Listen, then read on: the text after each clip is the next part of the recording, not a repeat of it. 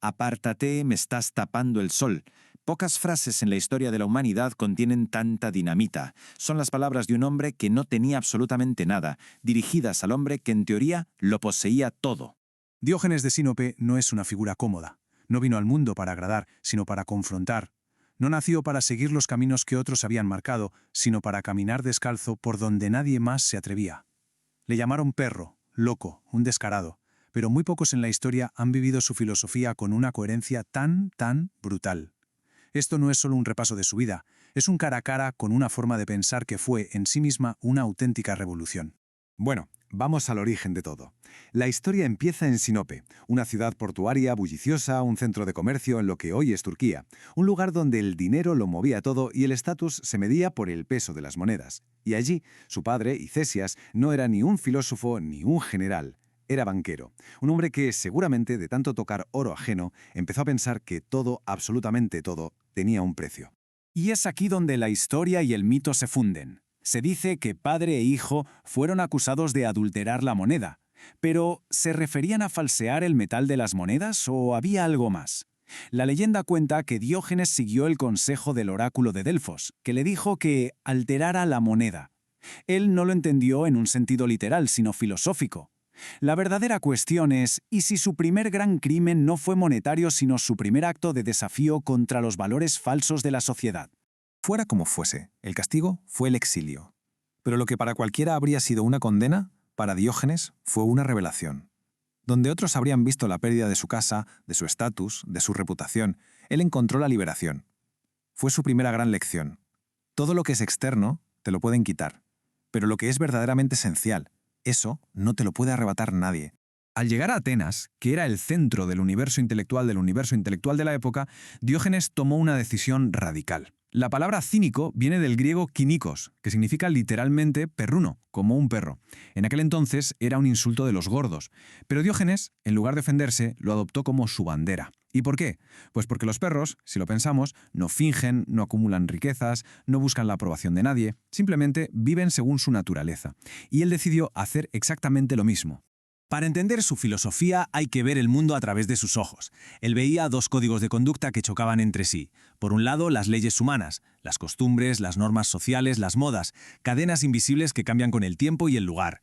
Y por otro, las leyes de la naturaleza, comer, dormir, buscar refugio, universales, auténticas, esenciales. Para Diógenes, solo estas últimas merecían ser obedecidas. El resto era puro ruido. Y su compromiso con esta idea era total, absoluto.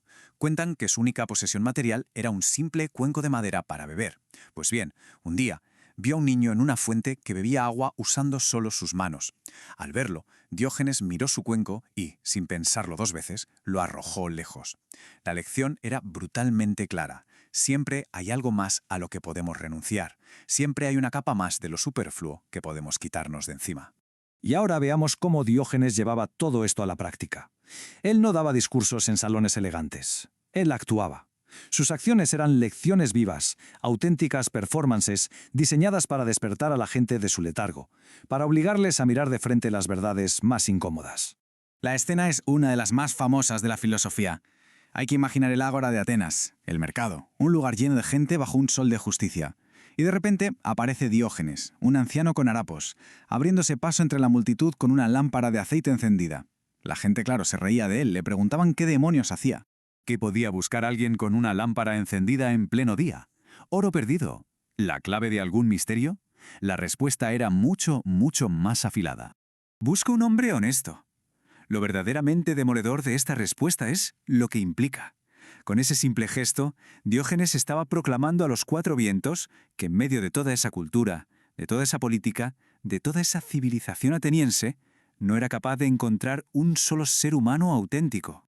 Pero sus provocaciones no iban solo para la gente de la calle. Apuntaba también a los grandes intelectuales.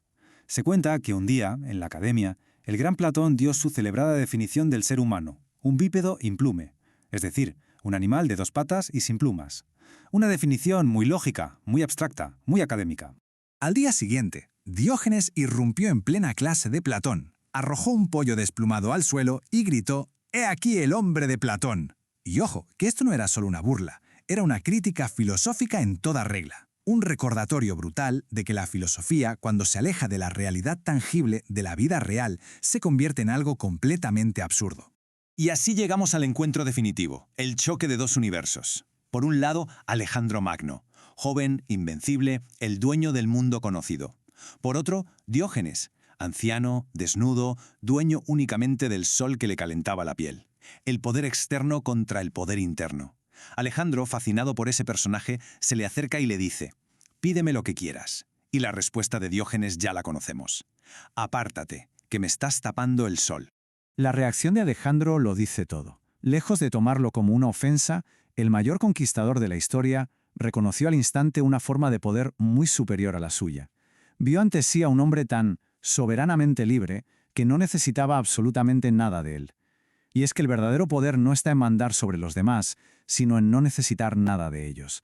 Diógenes no dejó ni un solo libro escrito, no fundó ninguna escuela, no levantó monumentos. Su filosofía fue más como una llama que como una estatua. No estaba hecha para ser admirada en un museo, sino para quemar las mentiras con las que nos rodeamos. Y sin embargo, su vida fue tan radicalmente honesta que la historia no ha podido olvidarla.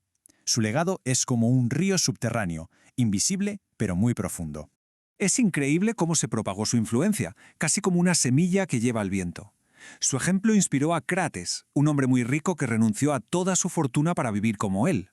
Este Crates, a su vez, fue maestro de Zenón de Citio, y Zenón fundó una de las escuelas filosóficas más importantes de la historia de Occidente, el estoicismo. Así que de una forma casi impensable, este vagabundo es el abuelo intelectual de gigantes como Séneca o el emperador Marco Aurelio. En una época de orgullo local, de nacionalismos, donde la identidad era tu ciudad-estado, Diógenes soltó una de las frases más revolucionarias que se podían imaginar. Cuando le preguntaban de dónde era, no decía de Sinope o de Atenas. Él respondía: «Soy un ciudadano del mundo». No pertenecía a ninguna bandera ni a ninguna frontera. Su única patria era la comunidad de la razón. Incluso su actitud ante la muerte fue su último acto de rebelión. Pidió que cuando muriera su cuerpo fuera arrojado al otro lado de las murallas de la ciudad. Alguien le dijo que se lo comerían las fieras, y él respondió: «Pues entonces ponedme un palo al lado para espantarlas». «Pero, si no sentirás nada», le insistieron. «Exacto», dijo él. «¿A qué viene tanto drama entonces? Había vencido al último de los miedos». Diógenes no nos dejó un sistema filosófico, ni dogmas, ni respuestas sencillas.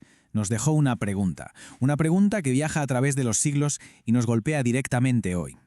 ¿Y si todas esas cosas que consideramos imprescindibles, el estatus, las posesiones, la aprobación de los demás, no fueran más que los barrotes de nuestra propia jaula? ¿Y si todo aquello que creemos necesitar fuese precisamente lo que nos impide ser libres?